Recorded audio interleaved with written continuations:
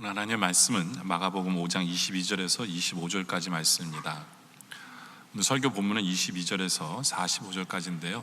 먼저 읽기는 22절부터 25절까지 먼저 보도록 합니다.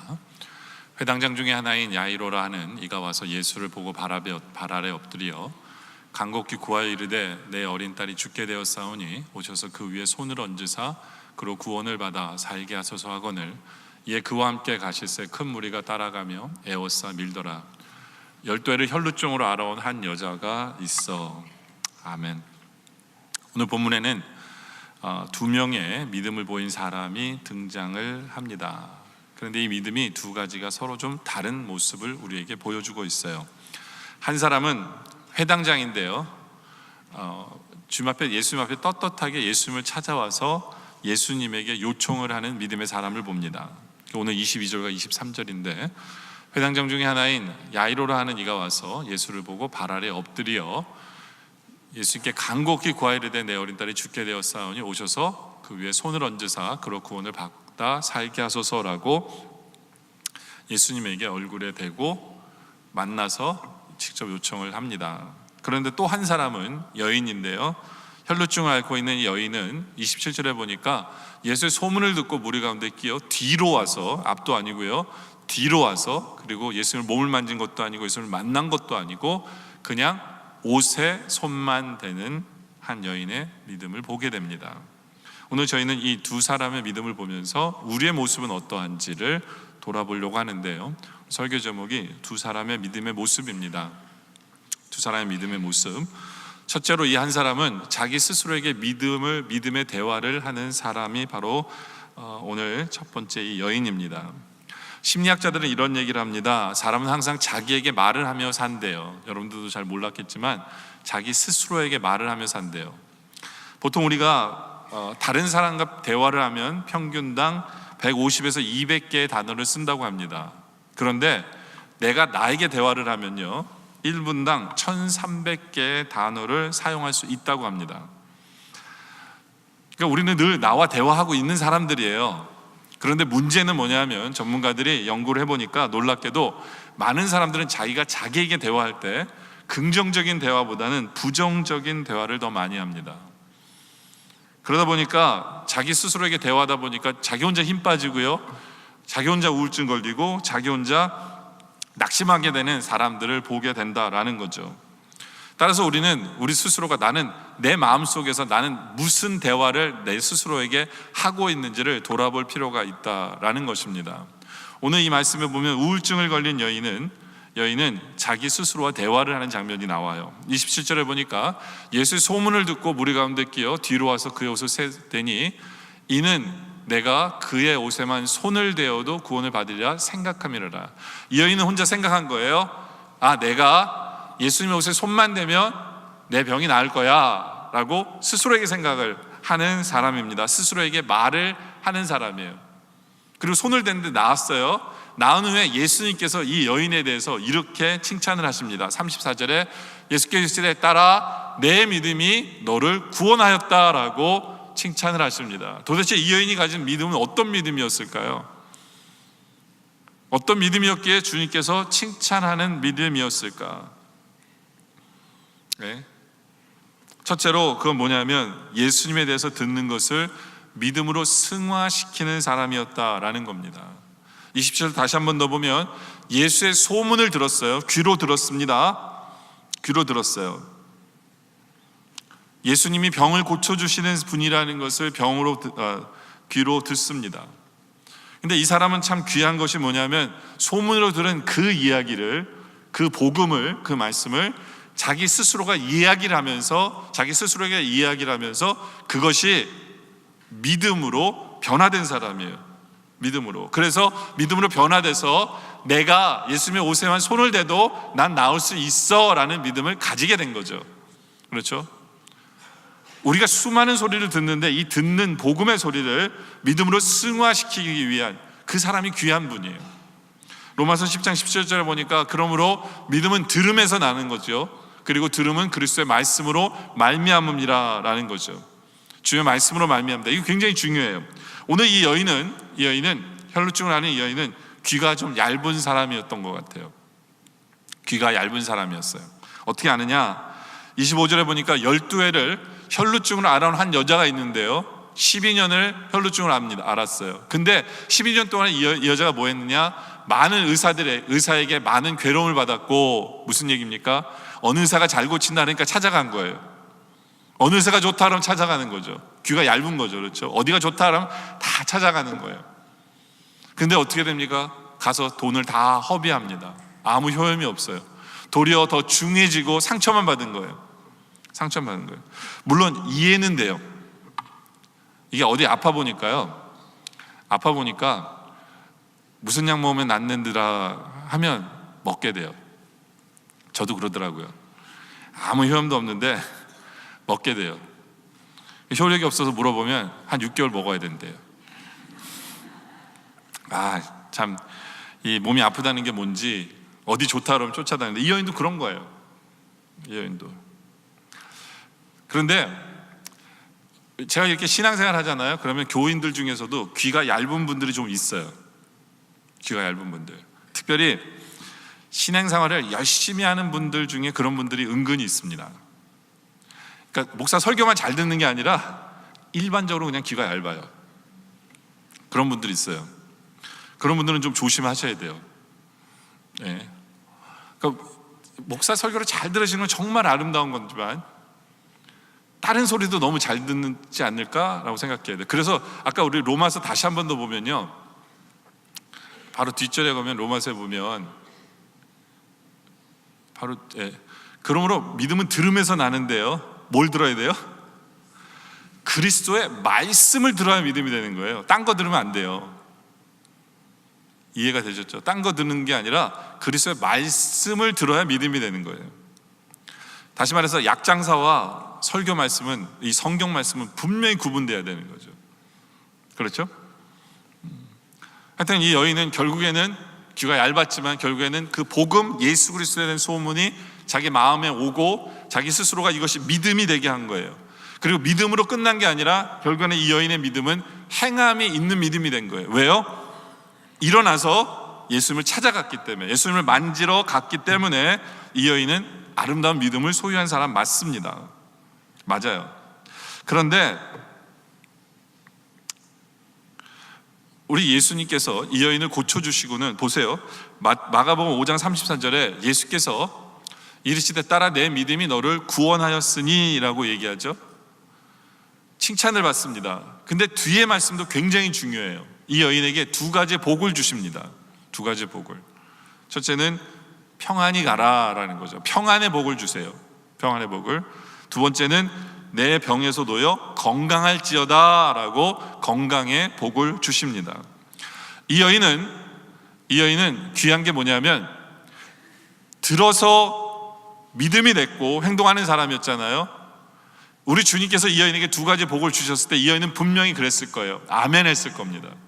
주님 감사합니다. 저에게 평안의 주심을, 제가 복을 주심을 믿습니다. 저에게 건강의 복을 주심을 제가 믿습니다 했다는 거죠. 그렇죠? 우리 주님께서는 우리에게도, 지금도 우리에게는 이 두 가지 복을 여러분에게 주시길 원하십니다. 그래서 여러분에게도 평안의 복을 주시고 건강의 복을 주시기를 원하십니다.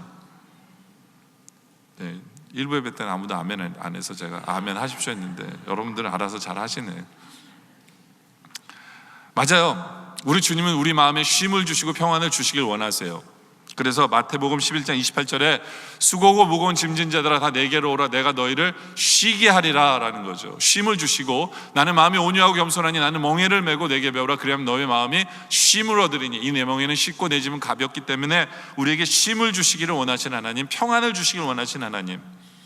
그래서 요한복음 14장 27절에도 평안을 너에게 끼치노니 곧 나의 평안을 너에게 주노라.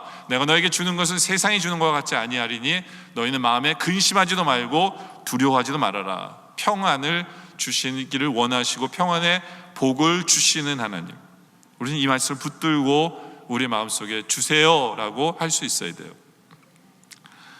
또 우리 주님은 우리를 치료해 주시고 건강케 하시는 주님이세요. 그래서 말라기서 4장 2절에 내 이름을 경외하는 너희에게는 공의로운 해가 떠올라서 치료하는 광선을 비춰주시는 하나님이에요. 우리를 치료해 주시는 분. 그래서 우리가 나가서 외양간에서 나온 송아지 같이 뛰게 하시는, 건강해서 이렇게 뛰게 하시는 그 하나님, 이 말씀대로 이루어 주세요. 이사야서 53장 5절에도 그가 찔리면 우리의 허물 때문이요, 그가 상하면 우리의 죄악 때문이요, 그가 징계를 받으면 우리는 평화를 누리고요, 그가 채찍에 맞음으로 우리는 나음을, 치료함을 받았다라는 이 말씀을 우리가 붙잡으면서 이러한 말씀들이 우리의 안에 들어와서 우리는 이러한 말씀으로 나와 대화해야 돼요. 주님 나를 치료해 주실 거야, 주님 나에게 평화를 주시는 분이야. 그렇죠? 이렇게 내 스스로에게 대화를 할 때 우리는 그것이 믿음이 돼서 행동하게 만든다라는 것이죠. 또 이 여인에게는 한 가지 믿음이 있었는데, 그것은 뭐냐면 나는 주님을 만날 수 있어 라는 생각이에요. 여러분들, 이 생각이요 굉장히 힘든 생각이에요, 이 여인의 입장에서 보면.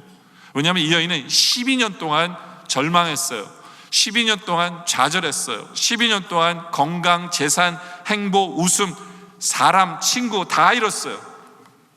이제는 남은 것은 병든 몸밖에 없어요.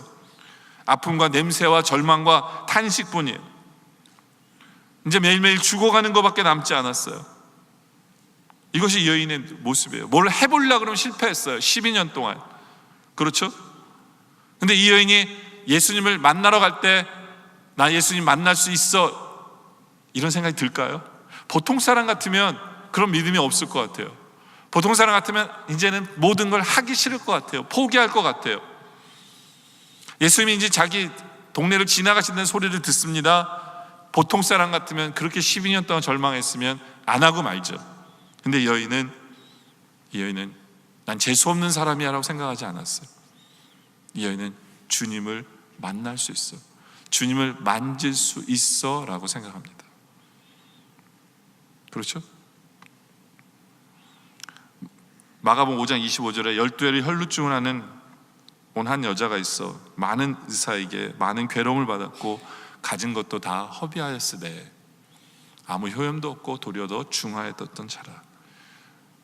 이렇게 사람에 속고 상황에 속고 아프면 정말 포기할 만도 안 돼요. 이 여인은 57절에 예수의 소문을 듣고 주님께 나갑니다. 근데 아니나 다를까 사람이 미어터져요. 이 여인을 가로막고 있어요. 예수님의 옷에 손을 대야 되는데 또 거기서 포기할 수 있잖아요. 글렀구나. 근데 이 여인은 아주 위험한 믿음을 갖습니다. 난 될 수 있다라고. 왜 이 여인의 믿음이 위험하냐면요, 그 당시에 이 여인은 그 당시에 율법으로 보면 부정한 여인이에요. 부정한 여인이에요. 부정한 여인이라는 건 뭐냐면 누가 이 여인을 건드리기만 해도 이 사람도 부정하게 돼요. 그래서 이 여인은 누구랑 접촉을 하면 안 돼요. 그게 율법이에요. 근데 그 많은 사람을 해집고 들어가려면 이 여인은 어떻게 해야 돼요? 사람들과 접촉을 하면서 들어가야 되는 거예요. 만약에 이 여인이 그런 부정한 여인인 걸 사람들이 알면 돌로 맞아 죽을 수도 있어요. 그래서 굉장히 위험한 결단이에요. 근데 이 여인에게는 내가 저길 뚫고 들어가서 나는 주님을 만질 수 있어, 주님의 옷을 만질 수 있어 라는 그 소망과 그 믿음이 이 여인에게 있었어요. 그리고 결국에는 옷에 손을 댑니다. 옷에 손을 대요. 왜요? 28절에 내가 그의 옷에만 손을 대어도 구원을 받으리라고 생각하는 믿음이 있었기 때문에. 예. 여러분들, 우리가요 한번 생각해 볼 필요가 있는 게 뭐냐면, 내가 주님 앞에 나가면 나는 주님을 항상 만날 거야 라는 믿음이 있으세요? 이 믿음이 우리에게 필요합니다. 만약에 여러분들이 내가 가면 어쩔 때 만나주셔 어떨 때 안 만나, 이 생각하시면 여러분들은 주님 앞에 안 나와요. 그냥 포기할 수밖에. 왜냐하면 사탄이 여러분을 포기하게 만들 거니까. 우리 안에는 한 가지 확신이 있어야 되는데 뭐냐면, 내가 주님 앞에 나아가면 나는 주님을 만날 수 있어, 만날 수밖에 없어 라는 확신이 우리에게 있어야 돼요. 바로 이 여인은 이 믿음이 있었어요. 그 수많은 좌절을 가지고 경험했음에도 불구하고 그리고 만났어요. 우리 주님 만나주시는 주님이에요. 저는 이 여인의 이 생각, 또 참 그저 그런 생각이라고 저는 솔직히 생각해요. 목사로서 신학을 하는 사람으로서 이 여인의 생각이 저는 만족스럽지가 않아요. 뭐냐면 이는 내가 그의 옷에만 손을 대어도 구원을 받으리라 생각함이라. 미신적인 행동이에요, 어떻게 보면. 왜냐하면 옷에는 아무런 능력이 없어요. 그렇잖아요. 뭐 예수님 옷을 벗어놓고 어디다 놓으면 이거 만지면 병을 놔도, 이거 미신적인 거 아니에요? 만약에 예수님이 입었던 옷을 발견했다 그래서 그것이 뭔가 대단한 거라고 생각할 수도 없는 거잖아요. 그렇지 않아요? 어떤 면에서는 이 여인의 생각은 미신적인 거예요. 또 어떤 면에서 이 여인의 생각은요, 예수님 옷을 만지고 나서 옷 치료를 받았잖아요. 그러면 도망갈 생각을 하고 있었어요. 이 여인은요, 주님과 만나서 대화할 생각을 안 했어요. 이게 무슨 얘기입니까? 이 여인은요, 왜 예수님을 만나려고 한 거예요? 예수님 옷을 만지려고 한 거예요? 그냥 단지 병 고치기 위해서요. 구원이고 뭐고 아니에요. 이 여인은요, 그냥 병 고치고 싶은 거예요. 그냥 인간의 기본적인 욕구를 우리 주님이 해결해 주실 수 있는 사람이니까 주님 앞에 나간 거예요. 우리는 이걸 뭐라고 부르냐면 기복적인 신앙이라고 얘기해요. 기복적인 신앙이라고. 중요한 것은, 그런데 이 여인에게는 간절함이 있었고 믿음이 있었어요. 기복적이고 미신적인 어떤 그러한 요소들이 좀 가미되었을지라도 중요한 것은 우리 주님은 만나 주셨어요. 이것이 중요한 거예요. 여러분들, 우리가 예수를 처음 믿을 때를 우리가 기억하면 돼요. 예수님 처음 믿을 때 기억하세요? 주님 합격만 시켜주시면 저 주님 사랑할게요. 저 이 병만 고쳐주시면 충성할게요. 우리 가정 변화만 시켜주시면 내 인생 드릴게요. 뭐 이런 식으로 주님 앞에 나갔잖아요. 주님을 사랑하기 때문에 나간 게 아니라 내 육신의 문제, 경제적인 문제, 어떤 진로의 문제 때문에 우리를 찾은 거예요. 주님을 이용해 먹고 싶은 거예요. 그게 우리의 신앙의 첫 출발점일 수 있어요. 그런데 주님께서는요, 그런 우리의 간절함을 받으시고 역사해 주시는 주님이세요. 그럼에도 불구하고 우리의 문제를 주님 앞에 가져오는 것을 기복신앙인 것처럼 처음에 보이는 신앙일지라도 우리 주님께서는 그 간절함을 받아주시고 응답해 주신 하나님이에요. 여러분들, 제가 여러분에게 묻고 싶은 건, 지금 여러분들, 여기 계신 여러분들은 신앙의 시작인 분들도 많아요. 어떤 면에서는 기복적인 마인드로 내 문제 하나 해결해 주시면 좋겠다라는 그 마음으로 주님을 찾으세요. 그리고 주님을 만나고 주님의 역사하심을 체험하길 원해요. 근데 여러분들은, 나는 근데 이제는 신앙생활을 웬만큼 했는데 내가 이 여인을 통해서 뭘 배워야 될까라고 생각한다면, 저는 여러분들이 좀 간절함을 좀 배웠으면 좋겠어요. 간절함. 우리가 신앙생활을 하면 할수록요, 더 뜨거워지고 더 겸손해지고 더 주님을 찾고 더 간절해야 되는데 그 모습을 잃어버리는 것 같아요. 겸손함은 온데간데 없고 우리의 목은 점점 뻣뻣해지고 우리는 뻔뻔스러운 불평으로 가득 차고, 예배 드릴 때 감사나 감격은 온데간데 없고, 찬양을 불러도 습관적으로 부르고 그냥 예배 의식에만 참여하는 우리의 모습이 아닌가를 우리가 생각해 볼 필요가 있어요. 간절함은 온데간데가 없어요. 우리의 긴 신앙생활이 주님을 향한 간절함을 우리가 상실하게 한다면, 잃어버리게 한다면 뭔가가 잘못된 거 아니에요? 여러분들, 우리가 주님을 예배한다고 하면서 어떤 면에서는 이 혈루병을 앓고 있는 여인은요 간절함이 있었어요. 그러나 그 예수님을 둘러싸고 있는 그 군중들은 예수님을 봅니다. 예수님에게 다가가서 질문할 수도 있어요. 예수님을 만질 수 있는 그런 위치에 있지만 그들은 아무것도 하지 않았어요. 그냥 예수님을 보고만 있는 거예요. 이것이 우리의 모습이 아닌가를 생각해 볼 필요가 있겠죠. 그렇죠? 오히려 우리는 예수님께 나오려고 하는 여인을 막고 있는 사람이 아닌가라고 생각해 볼 필요가 있어요. 왜요? 우리 안에는 어느 순간 간절함이 없어요. 예배를 향한 설레임이 없어요. 예배를 드리면서 기쁨과 감격이 없어요. 간절함을 상실했어요. 우리 스스로에게 대화하는데 말씀을 붙들면서 내 스스로에게, 그래 내가 이거 믿잖아, 흥분하면서 기대하면서, 이런 모습이 어느새 우리에게 사라지지 않았습니까? 여러분들, 우리는 내 속에서 무슨 얘기를 하면서 사세요? 어떤 신앙적인 면에서 내 스스로에게 무엇을 이야기하면서, 무엇을 설레이면서 살아가고 있습니까? 우리의 신앙을, 우리의 모습을 돌아보기를 원합니다. 두 번째로 우리가 보려고 하는 사람은 믿음의 위기에 부딪힌 사람을 보게 됩니다. 믿음의 위기에 부딪힌 사람. 개척교회를 하는 대다수의 목사님들은 이런 얘기를 합니다.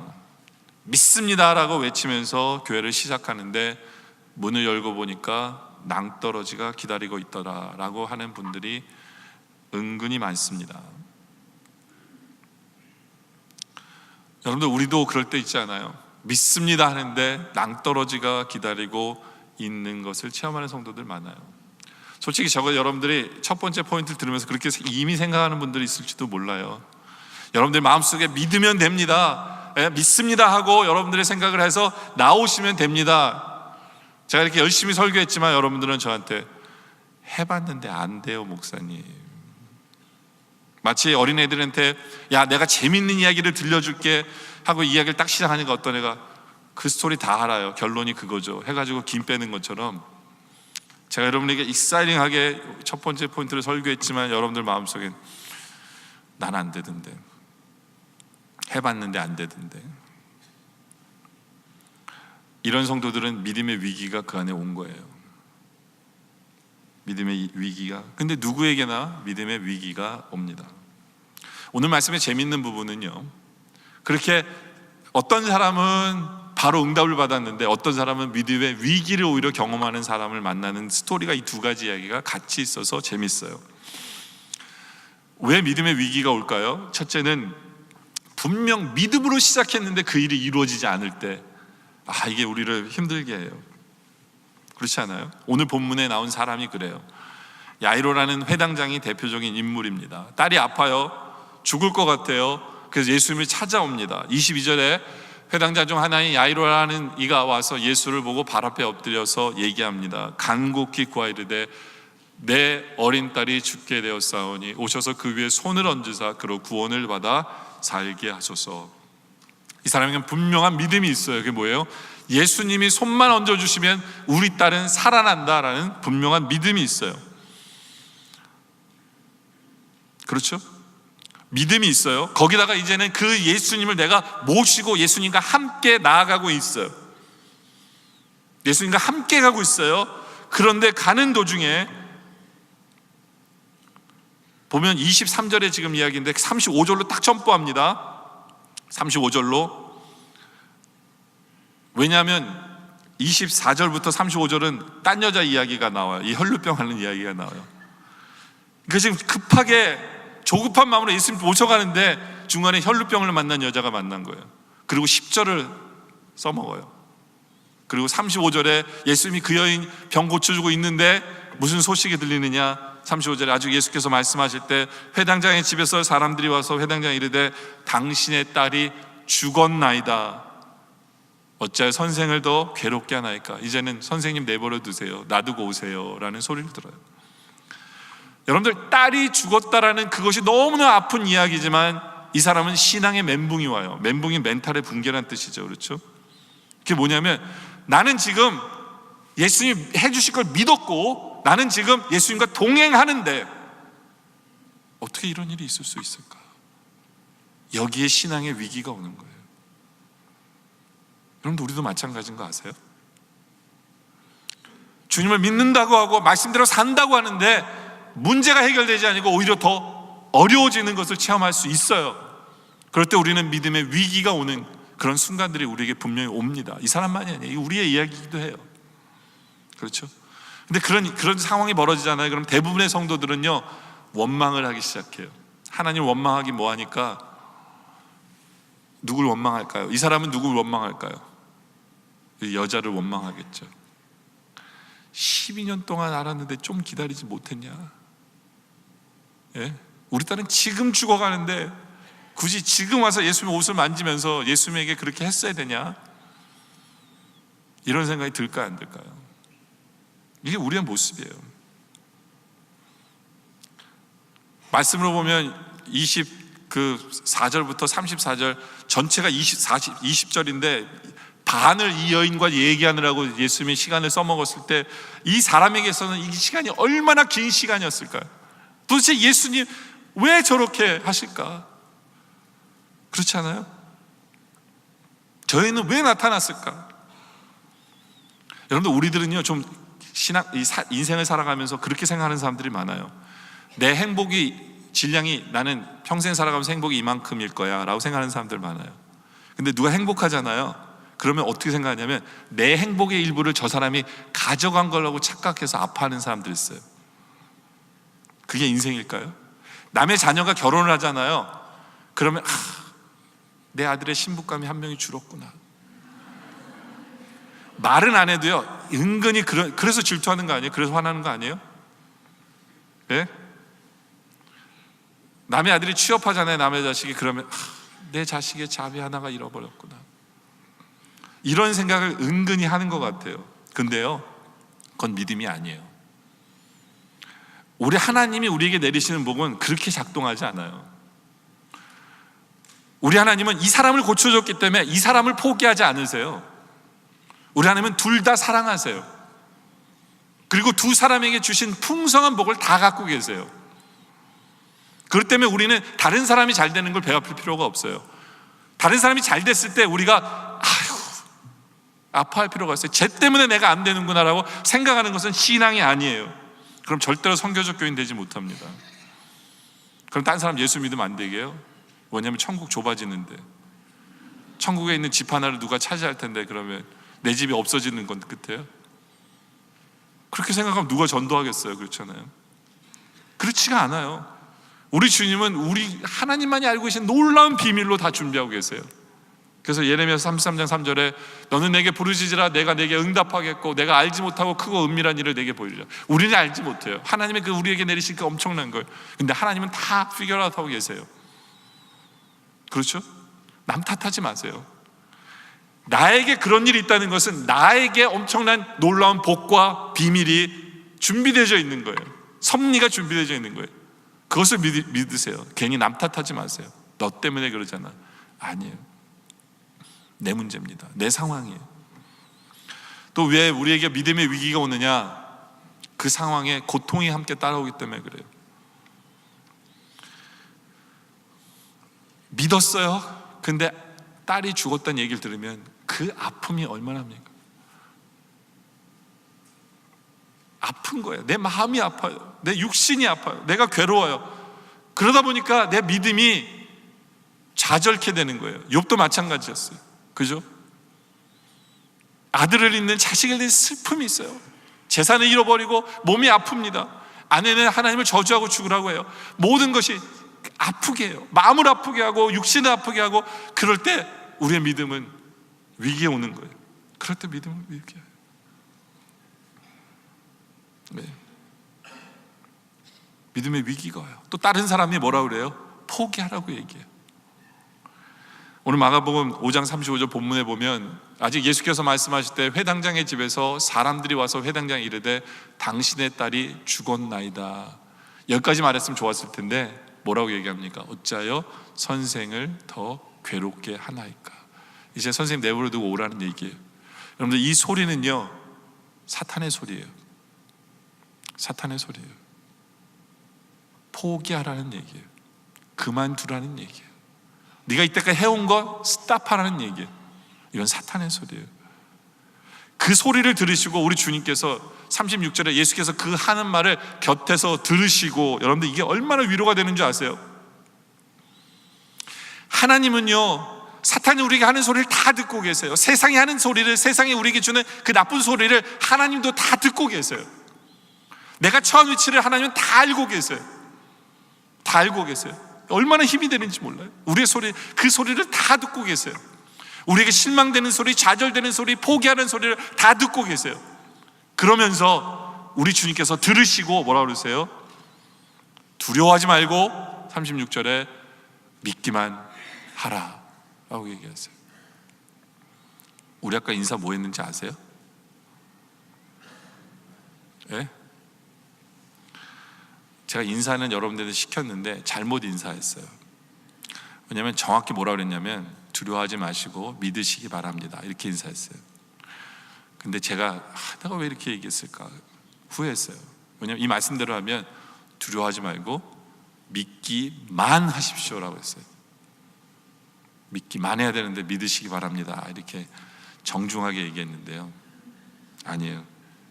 믿기만 해야 돼요. 우리에게 필요한 것은 오직 믿음이에요. 오직 믿음.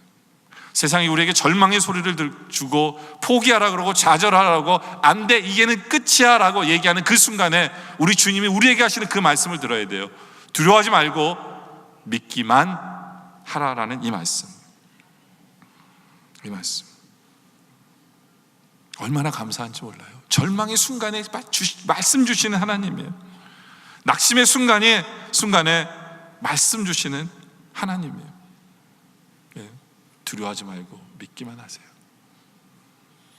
세 번째로 우리가 믿음의 위기가 오는 그 이유는 뭐냐면 시간이 촉박하거나 끝이라고 생각하게 만들기 때문에 그래요. 여러분들 항상요, 우리의 문제는 시간이 촉박해요. 그렇지 않아요? 여러분들 기도하는 내용도 보면 하나님 빨리 좀 해결해 주세요. 하나님 빨리 이잡 주세요. 하나님 이 돈 문제 해결해 주세요. 하나님 빨리 건강 주세요. 이게 시간과 연관되지 않은 부분이 하나도 없어요. 근데 항상 촉박해요. 항상 급해요. 하나님 지금 해주셔야 됩니다. 항상 그래요. 어떻게 보면 하나님 그걸 인조하는 것 같아요. 그쪽으로 일부러 몰아가시는 것 같아요. 그렇지 않아요? 하나님 이스라엘 백성을 홍해로 이끄셨는데 뒤에는 그냥 그 말들이 쫓아와요. 우리는 걸어가는데 얼마나 긴박합니까? 하나님이 그런 걸 만드시는 것 같아요. 그렇지 않아요? 예수님은 배에서 주무시고 계시는데 폭풍에서 배가 뒤집힐 것 같은 거예요. 지금 주님이 일어나지 않으시면 안 될 것 같은 그러한 이 시간과의 문제 항상 우리 앞에 주세요. 근데 왜 하나님은 그렇게 라스트 미닛에 디엔드에 응답하시는 걸까? 여러 가지 대답이 있을 수 있어요. 우리의 한계를 깨달으라고, 두 손 두 발 다 들고 주님만 바라보라고, 겸손하라고, 하나님이 행하셨다는 것을 인정할 수밖에 없도록 하려고, 수많은 이유들이 있지만 한 가지 분명한 건 뭐냐면 시간은 하나님 손에 달려있다는 것을 알려주시는 거예요. 한 가지 분명한 것은 야이로의 입장에서는 딸이 죽었습니다. 시간적으로 보면 끝이에요. 이제 죽음은 100% 끝이라고 야이로는 생각했어요.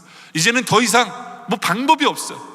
시간적으로나 모든 게 no time, 아무것도, 모든 게 늦어버렸다라고 생각하는 그 순간에 우리 하나님은 시간은 내 것이다 라고 말씀하시는 분이라는 거예요.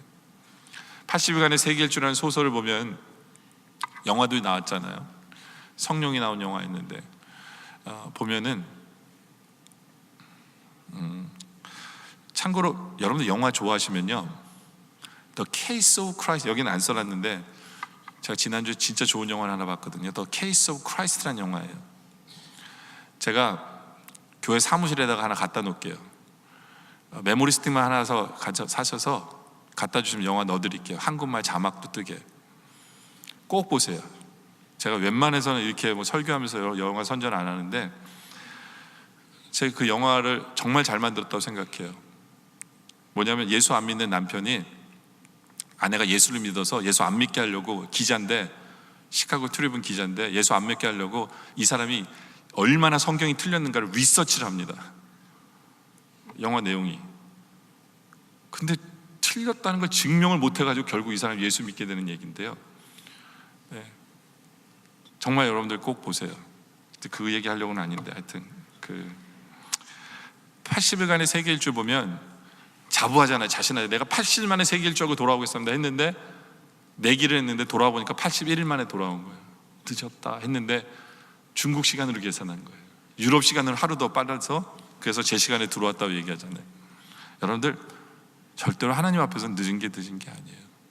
파이널 끝이 아니에요. 우린 그것을 기억하셔야 돼요. 하나님의 시간은 달라요. 하나님에게는 아직도 시간이 있다는 걸 기억하세요. 그것 때문에 믿음에 좌절되지 마시기 바랍니다. 세 번째로는, 근데 중요한 것은요, 둘 다 제대로 된 믿음을 주신 하나님을 경험하게 됩니다. 서로 다른 믿음인데 각자에게 맞는 제대로 된 믿음을 하나님이 허락하시는 것을 우리는 보게 돼요. 마가복음 5장 30절부터 보면 예수님께서 갑자기 이 여인에게 그래요. 예수께서 그 능력이 자기에게 나간 줄을 곧 스스로 아시고 무리 가운데 돌이켜 말씀하시되 누가 내 옷에 손을 대었느냐라고 얘기합니다. 주님 몰랐을까요? 누군지 아세요? 근데 주님이 이 질문을 하시는 이유는 뭐냐면, 주님 저예요 라고 얘기를 듣고 싶어서 그래요. 이제는 나서기를 원해서. 왜냐하면 이 여인은 병 낫고 도망가려고 그랬거든요. 주님 그걸 막으시는 거예요. 물론 주님이 이렇게 얘기하셨을 때 제자들이 얘기합니다. 제자들이 여짜되 무리가 에워싸 미는 것을 보시고 누가 내게 손을 대었느냐 들으시니 무슨 말 하시는 겁니까 주님? 지금 사방이 주님을 지금 만지고 있고 밀치고 있는데 주님 누구 얘기하는 겁니까? 라고 얘기하는데 이 여인만은 알죠. 나한테 얘기하는구나. 예수께서 이 일 행한 여자를 보려고 둘러보십니다. 왜요? 왜 주님께서는 이 여인을 붙잡으실까요? 왜냐하면 이 여인은 아직 치료를 끝난 게 아니기 때문에 그래요. 이 여인에게는 더 확실한 치료가 필요하기 때문에 그래요. 더 확실한 믿음이 필요하기 때문에. 그래서 불러 세우세요. 어떤 게 필요하냐? 첫째로 아직 병이 난 게 아니에요. 마음의 병도 고쳐야 돼요. 이 여인은요, 육신의 병 때문에 12년 동안 힘들었어요. 근데 함께 썩어 문드러지는 게 뭐냐면 마음도 썩어 문드러져요. 상처로 가득합니다. 사람에게 대한 배신으로 가득해요. 사람을 믿지 못해요. 다시 말해 사람을 사랑할 수도 없는 사람이에요. 그냥 병에 쩔어 있는 거예요. 여러분들 병에 오랫동안 병 걸리는 분들은요, 뭐라고 얘기하냐면 내병이래요. 내병. 여러분들 절대로 이 표현 쓰지 마세요. 아니, 여러분의 병이 어디 있습니까? 병은 찾아온 불청객이에요. 이제 내보내야 될 사람을 무슨 내 거라고 따지세요. 내 건강은 괜찮아요. 근데 내 병이라고 얘기하지 마세요. 손님이에요. 내쫓아야 되는 것 뿐이에요. 여러분의 소유 아니에요. 어떤 사람은 죄에 대해서 그렇게 얘기해요. 내 죄래요, 내 죄. 아니, 쫓아내야 될 죄를 사탄이 여러분에게 갖다 준 걸 무슨 내 거라고 그렇게 뭐가 좋아서 그렇게 내 죄 그러십니까? 그렇지 않아요? 내 거 아니에요. 그건 쫓아내야 될 거예요. 성령의 힘으로 이겨야 될 거고 물리쳐야 될 거지 내 거 아니에요. 그렇지 않아요? 네. 여러분들, 우리 주님께서는요, 그렇게 생각 속에서 좌절과 아픔과 그렇게 갇혀있는 우리들을 온전히 해결해 주시려고 불러 세운 거예요. 너는 아직 치료받은 거 아니야. 그리고 두 번째로 왜 예수님께서는 이 여인을 부르셨느냐? 숨어서 예수님을 믿지 말고 이제는 공개적으로 믿으라는 거예요. 이 여인은 모든 게 몰래 해요. 왜? 그럴 수밖에 없죠. 사람들이 더럽고 부정한 사람이라고 손가락질하니까 모든 게 숨어서 몰래 하는 게 길들어져 있어요. 근데 예수 믿는 사람은 그러면 안 돼요. 예수 믿는 사람은 빛으로 나와야 돼요. 예수 믿는 사람은 내가 예수 믿는 사람이라고 얘기해야 돼요. 예수 믿는 사람은 주님께서 이것을 해주셨다라고 고백할 수 있어야 돼요. 그렇죠? 그래서 주님께서 나오라는 거예요. 왜요? 마태복음 10장 32절에 보니까 누구든지 사람 앞에서 나를 시인하면 나도 하늘에 계신 내 아버지 앞에서 그를 시인하기 때문에 우리는 사람 앞에서 내가 예수 믿는 사람입니다 시인해야 돼요. 이 사람이 마음으로 믿어 의에 이르고 입으로 시인하여 구원에 이르기 때문에 우리는 공개적으로 나는 예수 믿는 사람입니다 라고 할 수 있어야 돼요. 주님은 이 여인을 온전한 믿음을 가진 성도로 세우려고 하는 거예요. 세 번째로 이 여인에게 어떤 치료를 하시려고 하시느냐, 그냥 예수님께 신세만 지고 가는 사람이 아니라 예수님과 인격적인 교류를 가진 제대로 된 믿음을 가진 사람을 만들기 위해서요. 이제 주님을 만나야 될 거 아니에요. 그냥 주님이 병 고치면 때만 필요한 분이 아니잖아요. 주님과 함께 데이트하고 주님과 시간 보내고 사랑해야 되잖아요. 주님을 만나야 되잖아요. 그래서 주님 불러 세우신 거예요. 이게 신앙이기 때문에. 여러분도 요한계시록 3장 20절에 보면요, 볼지어다 내가 문 밖에 서서 들으니 누구든지 내 음성을 듣고 문을 열면 내가 그에게로 들어가 그와 더불어 먹고 그는 나와 더불어 먹으라. 이게 굉장히 중요한 구절이에요. 이게 무슨 얘기냐면, 여러분들 우리는요 나만 주님을 원하는 것 같아요. 그럴까요? 아니에요. 우리 주님이 나를 더 원하세요. 제발 문 열어달라고 두드리시는 건 주님이세요. 오셔서 뭐 하는 거예요? 함께 밥을 먹으며 데이트하고 싶으신 거예요. 함께 시간을 보내고 싶은 거예요. 주님이 더 원하세요. 문 안 열어주니까 두드리고 계시잖아요. 우리가 주님을 원해야 돼요. 그것이 신앙이기 때문에. 네. 바로 이 여인을 이렇게 만드시는 거예요. 얼마나 큰 은혜예요. 이 여인은 그냥 혈류병만 고치면 되는 줄 알았는데 아니에요. 기다리고 있는 복이 더 엄청나요. 회당장도 마찬가지예요. 회당장도 달리다금의 신앙을 얻게 되죠.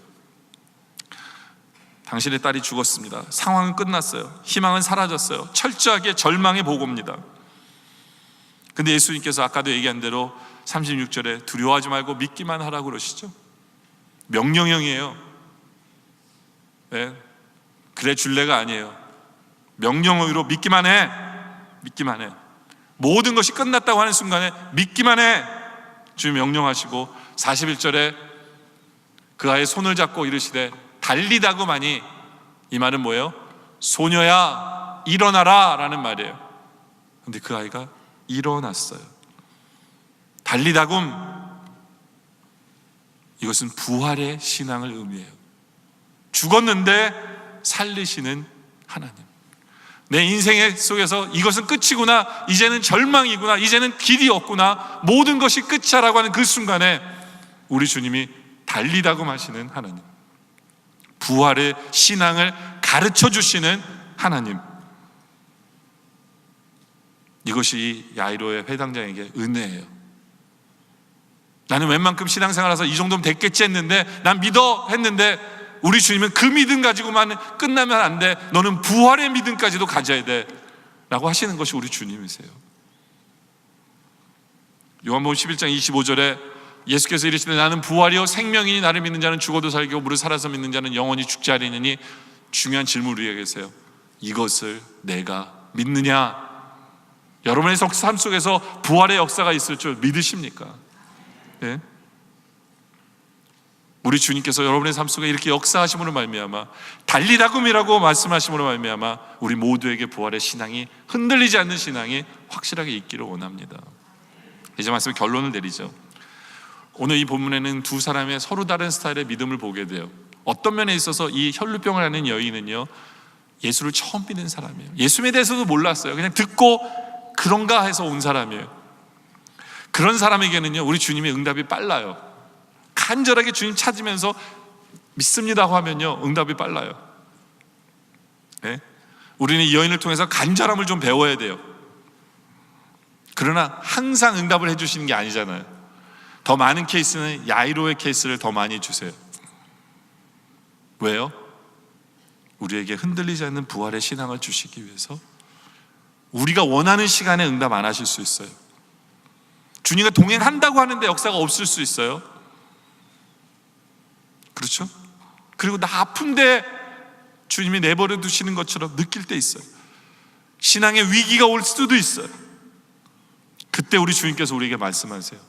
두려워하지 말고 믿기만 해라 라고 말씀하신 그 말씀을 우리가 붙들고, 우리 주님께서 이제 연약한 자야, 소녀야 일어나라 하는 그 음성, 달리다굼이라는 그 음성을 듣고 일어나길 원합니다. 그래서 우리 모두가 부활의 신앙으로, 흔들리지 않는 부활의 신앙으로 우리 모두가 확실하게 살아가시는 우리 모두가 되어주시기를 주님의 이름으로 축원합니다. 기도드리겠습니다.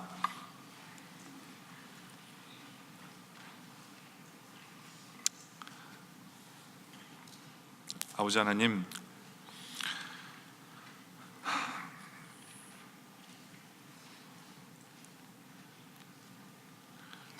우리가 주님을 간절히 찾을 때 우리와 만나주시고 우리의 삶 속에 역사하신 하나님이시기에 감사합니다. 지금 주님 앞에 간절히 나오는 성도들이 있습니까? 주님 응답하여 주시옵소서. 그러나 우리에게 신앙을 더욱 확고하게 가르치기 위해서 믿음의 시련을 주실 때 주님과 동행하는데 역사가 없다고 해서 좌절하지 않게 하여 주시옵소서. 내 마음이 아픈데 주님께서 시간 끄는 것처럼 느껴진다고 해서 우리의 신앙이 흔들리지 않게 하여 주시고, 내가 원하는 시간에 응답하지 않는다고 해서 주님 원망하지 않게 하여 주시고, 주님께서 우리에게 들려주시는 두려워하지 말고 믿기만 하라는 그 말씀을 붙들게 하여 주시옵소서. 그리고 주님이 우리의 인생에 달리다굼이라고 말씀해 주시는 그 소리를 듣게 하여 주시옵소서. 우리 삶 속에 부활의 역사를 지금도 이루고 계시는 주님을 간증케 하여 주시며 확실한 부활의 신앙으로 서게 하여 주시옵소서. 그냥 혼자 조용히 예수만 믿다가 돌아가려고 하는 우리를 붙드시는 주님을 만나게 하여 주시옵소서. 그냥 나의 한 가지 질병만 고치시는 주님이 아니라 우리를 온전케 하시는 주님을 만나게 하여 주시옵소서. 우리와 만나서 교제하기 원하시는 그 주님을 만나 깊이 사랑하며 깊은 만남을 갖게 하여 주시옵소서. 우리를 얼마나 사랑하시는지, 내가 생각지도 못한 부분마저도 온전케 하시는 그 주님을 만남으로 말미암아 주님의 사랑에 감사케 하여 주시고 감격케 하여 주시옵소서. 오늘 말씀에 감사드리오며 예수님의 이름으로 간절히 기도드립니다.